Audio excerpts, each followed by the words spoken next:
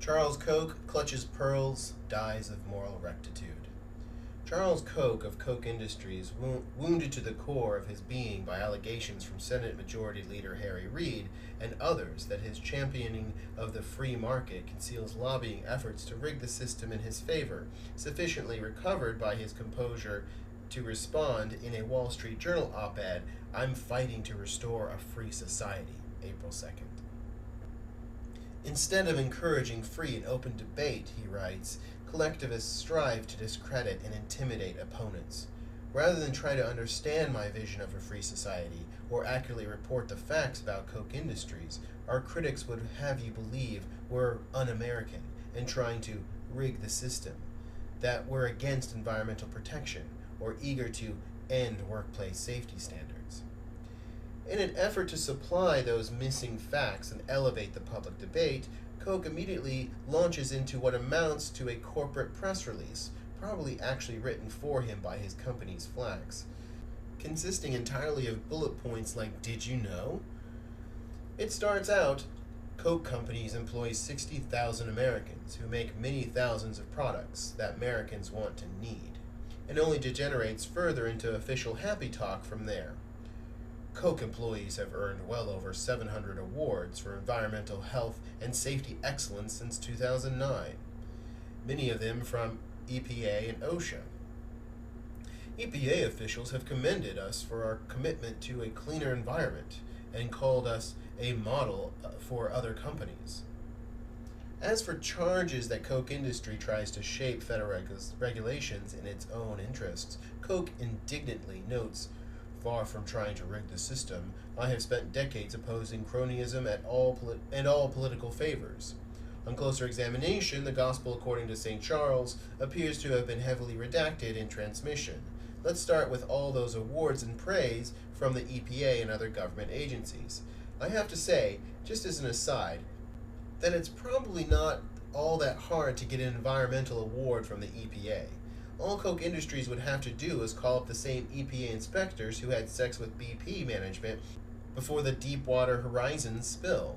Even so, the claims are still misleading. PolitiFact.com evaluates the claims and found them mostly false. All the quotes of praise and commendation were cherry-picked from specific projects by specific Koch Industry subsidiaries or companies working on contract for them, and simply edit out a much broader record of negligence, malfeasance, and outright criminality. Among the many awarded damages for negligence and malice associated with Koch Industries oil pipelines and refineries, a fine in Minnesota for knowingly discharging aviation fuel into a Minnesota wetland and adjoining waterway, releasing benzene from a Texas refinery, and a $30 million settlement in 2000 for 300 oil pipeline leaks in 6 states. So when it comes to his defense of environmental performance, Koch is a lot like Lincoln's anecdotal Jesuit who, accused of murdering 10 men and a dog, triumphantly produced the dog in court. As for Koch's claim that opposing all forms of cronyism and market rigging, that's much less ambiguous. He's flat out lying. For starters, most of the oil drilling in the continental United States is carried out on vacant land to which original title was preempted by the federal government, and then preferentially granted to politically connected mining, logging, and oil interests, or retained as federal property and leased out on a preferential basis for drilling.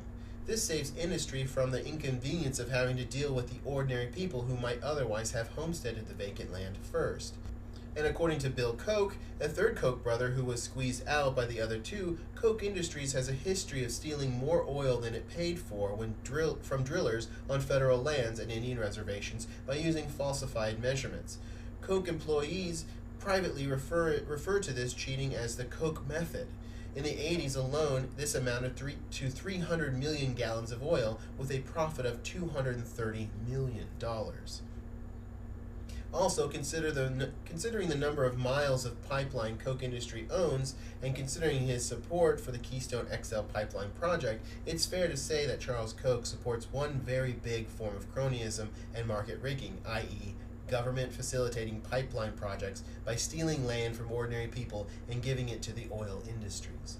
Another form of cronyism Koch supports is the so-called tort reform, which amounts to the government rigging the legal system via liability caps, indeterminates against liability, loser pay provisions, etc., to protect them against paying damages to the victims of their leaks, spills, frauds, and cover-ups. Over 100 years ago, free market economist Adam Smith pointed out that when business people get involved in government, it's to protect themselves against competition and rob the public. That's just as true of the Kochs as of the rest of them. Charles Koch Clutches Pearls, Dies of Moral Rectitude is a Center for a Stateless Society commentary written by Kevin Carson and read by James Tuttle.